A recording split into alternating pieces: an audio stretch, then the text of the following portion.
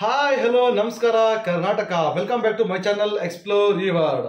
ಮೊದಲನೇ ದಿನದ ಬಾರ್ಡರ್ ಗವಾಸ್ಕರ್ ಟ್ರೋಫಿಯ ಮೊದಲನೇ ದಿನದ ಪೋಸ್ಟ್ ಮ್ಯಾಚ್ ಅನಾಲಿಸಿಸ್ಗೆ ಸ್ವಾಗತ ಸುಸ್ವಾಗತ.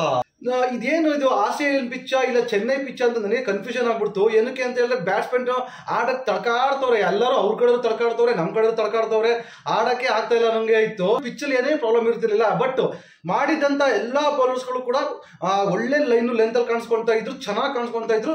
ಇದು ಬೌಲರ್ಸ್ಗಳ ವಿಕೆಟ್. ಪಿಚ್ಚಲ್ಲಿ ಯಾವುದೇ ತರಹದ ಒಂದು ಕಾಟ ಕೊಡುವಂತದ್ದು ದೆವ್ವ ಕಾಟ ಇರಲಿಲ್ಲ ಅಂತ ಅಂದ್ಬಿಟ್ಟು ಹೇಳ್ತಾ ಇದ್ರು. ಬಟ್ ಒಂದು ಆಸ್ಟ್ರೇಲಿಯಾ ಅನ್ನೋ ಒಂದು ಪಿಚ್ ಅಲ್ಲಿ ಈ ತರ ಒಂದು ಪರ್ಫಾರ್ಮೆನ್ಸ್ ಒಂದೇ ದಿನದಲ್ಲಿ ಇನ್ನೊಂದು 2-3 ವಿಕೆಟ್ ಹೋಗಿತ್ತು ಅಂದ್ರೆ ಆಸ್ಟ್ರೇಲಿಯಾದವ್ರದ್ದು ಫಸ್ಟ್ ಇನ್ನಿಂಗ್ಸ್ ಮುಗ್ದೇ ಹೋಗ್ಬಿಡ್ತಿತ್ತು. ಸೊ ಈ ತರ ಒಂದು ಪರ್ಫಾರ್ಮೆನ್ಸ್ ನಾನು ಆಸ್ಟ್ರೇಲಿಯಾದಲ್ಲಿ ನೋಡಿರಲಿಲ್ಲ. ಇನ್ನು ಆಕ್ಚುಲಿ ಇನ್ನೊಂದು ಡೇದಲ್ಲಿ ಮುಗ್ದೇ ಹೋಗ್ಬಿಡುತ್ತೆ ಮ್ಯಾಚ್, ಇಲ್ಲ ಇನ್ನೊಂದು ದಿನ ಹೋಗ್ಬೋದು ಅಷ್ಟೇನೆ. 4 ದಿವಸಕ್ಕೆ 5 ದಿವಸಕ್ಕೆಲ್ಲ ಹೋಗಲ್ಲ ಈ ಮ್ಯಾಚು, 2 ರಿಂದ 3 ದಿವಸ ಒಳಗಡೆ ಮುಗ್ದೇ ಹೋಗುತ್ತೆ ಮ್ಯಾಚು. ಸೊ ಏನೆಲ್ಲ ಆಯ್ತು ಅಂತ ಹೇಳಿದ್ರೆ, ಫಸ್ಟ್ ಹೇಳ್ತಾ ನಿಮಗೆ ಟಾಸು ತುಂಬಾ ಕ್ರೂಷಿಯಲ್ ಆಗುತ್ತೆ ಅಂತ ಅಂದ್ಬಿಟ್ಟು ಟಾಸ್ ಗೆದ್ದಂಗೆನೆ ಅವರು ಬ್ಯಾಟಿಂಗ್ ಆಯ್ಕೆ ಮಾಡ್ಕೊಂತಾರೆ. ಟೀಮ್ ಇಂಡಿಯಾದವರು ಆಡಕ್ಕೆ ಅಂತ ಬರ್ತಾರೆ, ಬ್ಯಾಟಿಂಗ್ ಆಡಕ್ಕೆ ಅಂತ ಬರ್ತಾರೆ. ಬ್ಯಾಟಿಂಗ್ ಆಡೋ ಟೈಮಲ್ಲಿ ಫಸ್ಟಿಗೆ ಜಸ್ವಾಲ್ ಅವರು ಎಡ್ಜ್ ಆಗುತ್ತೆ, ಔಟ್ ಆಗ್ತಾರೆ, ಸ್ಟಾರ್ಕಿಗೆ ಔಟ್ ಆಗ್ತಾರೆ ಅವರು. ನೆಕ್ಸ್ಟ್ ರಾಹುಲ್ ಅವರು ತುಂಬಾ ಚೆನ್ನಾಗಿ ಕಾಣಿಸ್ಕೊಳ್ತಾ ಇರ್ತಾರೆ, ಒಳ್ಳೆ ಕಾನ್ಫಿಡೆಂಟ್ ತೋರಿಸ್ತಾ ಇರ್ತಾರೆ. ಬಟ್ ಔಟ್ ಆಗ್ದಲೇ ಇರೋ ಎಲ್ಲ ಹೇಳ್ತಾ ಇದ್ದಾರೆ, ಬಟ್ ಅದನ್ನ ಒಂದು ಇದು ಆಗತ್ತೆ, ವಿಚಾರಣೆ ಆಗತ್ತೆ. ಇದು ಮುಂದೊಂದು ದಿನ ಒಂದು ವಾದ ಅಂತೂ ಆಗೇ ಆಗುತ್ತೆ. ಏನಕ್ಕೆ ಅಂತ ಹೇಳಿದ್ರೆ ಅದು ಎಡ್ಜಿ ಆಗಿರಲಿಲ್ಲ, ಪ್ಯಾಡಿ ಬಿದ್ದಿದೆ ಅಂತ ಅಂದ್ಬಿಟ್ಟು ಹೇಳ್ತಾ ಇದ್ದಾರೆ. ಬಟ್ ನನಗೂ ಅನಿಸ್ತಾ ಇದೆ ಅದು ಔಟ್ ಇಲ್ಲ ಅಂತ ಅಂದ್ಬಿಟ್ಟು. ಥರ್ಡ್ ಅಂಪೈರ್ ಕೂಡ ವೇಟ್ ಮಾಡಬೇಕಾಗಿತ್ತು, ಥರ್ಡ್ ಅಂಪೈರ್ ಕೂಡ ವೇಟ್ ಮಾಡಲಿಲ್ಲ ಅವರು, ಅದು ಔಟೇ ಕೊಟ್ಬಿಟ್ರದು, ಔಟ್ ಇಲ್ದಿದ್ದು ಔಟ್ ಅದು. ಸೊ ಹಾಗೆ ಹೆಂಗೋ ಆಯ್ತು ಅಂತ ಅಂದ್ಬಿಟ್ಟು ರಾಹುಲ್ ಅವರು ಇದು ಮಾಡಿದ್ರು. ಪಂತ್ ಅವರು ತುಂಬಾ ಚೆನ್ನಾಗಿ ಕಾಣಿಸ್ಕೊಂತಿದ್ರು, ಅವರು ಒಂದು 37 ರನ್ ಹೊಡಿತಾರೆ, ಅವರು ಚೆನ್ನಾಗಿ ಕಾಣಿಸ್ಕೊಳ್ತಾ ಇದ್ರು, ಅವರು ಔಟ್ ಆಗಬೇಕಾಗತ್ತೆ. ನಿತೀಶ್ ಕುಮಾರ್ ರೆಡ್ಡಿ ಅವರು ತುಂಬಾ ಯಂಗ್ಸ್ಟರ್ಸ್, ತುಂಬಾ ಒಳ್ಳೆ ಪ್ರಾಮಿಸ್ ನ ತೋರಿಸಿರೋ ಒಂದು ಒಳ್ಳೆ ಆಟಗಾರ ಅಂತ ಹೇಳ್ಬೋದು. ಕೇವಲ 59 ಬಾಲ್ಗೆ 41 ರನ್ ಹೊಡಿತಾರೆ.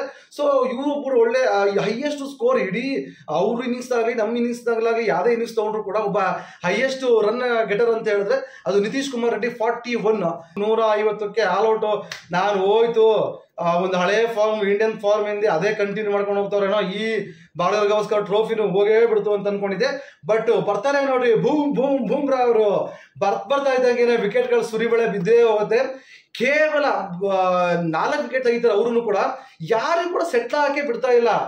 ಈ ಕಡೆಗೆ ಫಸ್ಟಿಗೆ ನಮ್ಮ ಲಭುಷಣೆ ಅವ್ರದ್ದು ವಿರಾಟ್ ಕೊಹ್ಲಿ ಅವರು ಇಂಥ ಈಸಿ ಕ್ಯಾಚು ಅದನ್ನ ಕ್ಯಾರಿ ಮಾಡೋ ಹಿಡ್ಕೊಂಡು ಅದನ್ನ ಹೋಲ್ಡ್ ಮಾಡೋ ಟೈಮಲ್ಲಿ ಕೈ ಕೆಳಗಾಗಿ ಬಿದ್ದುಬಿಡ್ತಾರೆ. ಅವ್ರು ಇನ್ನೂ 0 ಆಡಿದ್ರು ಅಷ್ಟೇ.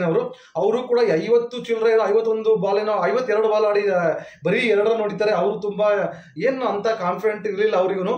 ಸೊ ಅವರು ಕೂಡ ಆಮೇಲೆ ಒಂದು ಸಿರಾಜ್ ಬೌಲಿಗೆ ಔಟ್ ಆಗಬೇಕಾಗತ್ತೆ. ನೆಕ್ಸ್ಟ್ ಯಾರು ಆಸ್ಟ್ರೇಲಿಯಾದ ಕಡೆ ಬ್ಯಾಟ್ಸ್ಮನ್ನೇ ಕರೆಕ್ಟಾಗಿ ಹೈಯೆಸ್ಟ್ ರನ್ ಅಂತ ಹೇಳಿದ್ರೆ 19 ರನ್, ಅದು ಅಲೆಕ್ಸ್ ಕೆರಿ ಹೊಡೆದಿರೋದು. ಅದೇ ಹೈಯೆಸ್ಟ್ ಆದ್ರೆ ಟ್ರಾವಿಸ್ ಹೆಡ್ ಸ್ವಲ್ಪ ಪ್ರಾಮಿಸ್ ತೋರಿಸ್ತಾ ಇರ್ತಾರೆ, ಒಳ್ಳೊಳ್ಳೆ ಕಟ್ಟು ಫುಲ್ಲು ಹಿಂದ್ಗಡೆ ಒಂದು ಶಾಟ್ ಹೊಡಿತಾರೆ, ಅದೊಂದು 4 ಹೋಗುತ್ತೆ, ಒಂದು 11 ರನ್ ಹೊಡಿತಾರೆ ಅಷ್ಟೇ ಅವರು ಕೂಡ.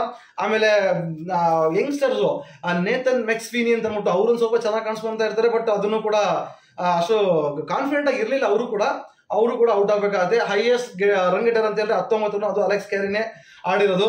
ಈ ಕಡೆ ಮಿಚೆಲ್ ಮಾರ್ಷ್ ಸ್ವಲ್ಪ ಆಡ್ತಾ ಇರ್ತಾರೆ. ಬಟ್ ಬೂಮ್ರಾಂಗೆ 4 ವಿಕೆಟ್, ಅದೇ ಸಿರಾಜ್ಗೆ 2 ವಿಕೆಟ್. ನಮ್ಮ Harshit Rana Travis Head off ಸ್ಟಂಪ್ನ ಹಾಗೆ ಉಳಿಸ್ಬಿಡ್ತಾರೆ. ಸಖತ್ ಒಳ್ಳೆ ಲೈನು ಲೆಂತ್, ಒಳ್ಳೆ ಬೌಲಿಂಗ್ ಮಾಡ್ತಾರೆ Nitish Rana. Dream come true ಅನ್ನೋ ಒಂದು ಪರ್ಫಾರ್ಮೆನ್ಸ್ ತೋರಿಸಿರೋದು ಹರ್ಷಿತ್ ರಾಣಾ. ಏನಕ್ಕೆ ಅಂತ ಹೇಳಿದ್ರೆ ಮೊದಲನೇ ಓವರ್ನೇ ಮೇಡಿನ್ ಆಗುತ್ತೆ, 2ನೇ ಓವರ್ ಸ್ವಲ್ಪ ಹೊಡ್ಸ್ಕೊಂತಾರೆ, ಆಮೇಲೆ ಟ್ರಾವಿಸ್ ಹೆಡ್ ಅವ್ರನ್ನ ಒಂದು ವಿಕೆಟ್ ತೆಗಿತಾರೆ. ಒಳ್ಳೊಳ್ಳೆ ಲೈನ್ ಲೆಂತ್ ಮಾಡ್ಕೊಂತಿದ್ದಾರೆ, ಒಳ್ಳೆ ಪ್ರಾಮಿಸಿಂಗ್ ತೋರಿಸಿದ್ದಾರೆ ಹರ್ಷಿತ್ ರಾಣಾ ಕೂಡ. ಸೊ ಬೌಲಿಂಗ್ ಪರ್ಫಾರ್ಮೆನ್ಸ್ ನ ದಾಳಿಗೆ ಆಸ್ಟ್ರೇಲಿಯಾ ಚಿಂದಿ ಉಡಾಯಿಸ್ಬಿಟ್ರು ಅಂತ ಹೇಳಿದ್ರು ತಪ್ಪಾಗಲ್ಲ. 67ಕ್ಕೆ 7ನ ವಿಕೆಟ್ ನ ಕಟ್ಕೊಂಡು ಈ ದಿನದ ಅಂತ್ಯ ಕಾಣ್ತಾರೆ ಆಸ್ಟ್ರೇಲಿಯಾದವರು.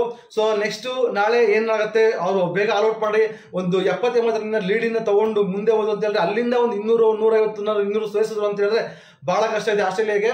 ಆಲ್ಮೋಸ್ಟ್ ಆಲ್ ನಮ್ಮ ಪರವಾಗಿನೇ ಇದೆ ಎಲ್ಲಾನು.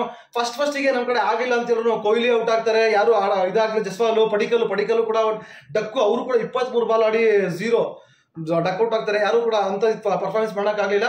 ಬಟ್ ಸೆಕೆಂಡ್ ಇನ್ನಿಂಗ್ಸ್ ಅವ್ರು ಕಮ್ಬ್ಯಾಕ್ ಮಾಡಬೇಕಾಗುತ್ತೆ. ನೋಡೋಣ, ದಿನದ ಮೊದಲನೇ ಆಟದ ಅಂತ್ಯಕ್ಕೆ 67ಕ್ಕೆ 7 ವಿಕೆಟ್ನ ಕಳ್ಕೊಂಡು ಆಸ್ಟ್ರೇಲಿಯಾ ಸಂಕಷ್ಟದಲ್ಲಿದೆ. ನೋಡೋಣ ಏನಾಗುತ್ತೆ ಅಂತ ಅಂದ್ಬಿಟ್ಟು 2ನೇ ದಿನಕ್ಕೆ. ವಿಡಿಯೋ ಇಷ್ಟ ಆದರೆ ಲೈಕ್ ಮಾಡಿ, ಚಾನಲ್ ಸಬ್ಸ್ಕ್ರೈಬ್ ಆಗೋದನ್ನ ಮರಿಬೇಡಿ. ಮತ್ತೆ ಸಿಗೋಣ ಮುಂದಿನ ವಿಡಿಯೋದಲ್ಲಿ. ಅಲ್ಲಿವರೆಗೂ ಟಾಟಾ ಬಾಯ್ ಫ್ರಮ್ ಎಕ್ಸ್ಪ್ಲೋರ್ ಈ ವರ್ಲ್ಡ್.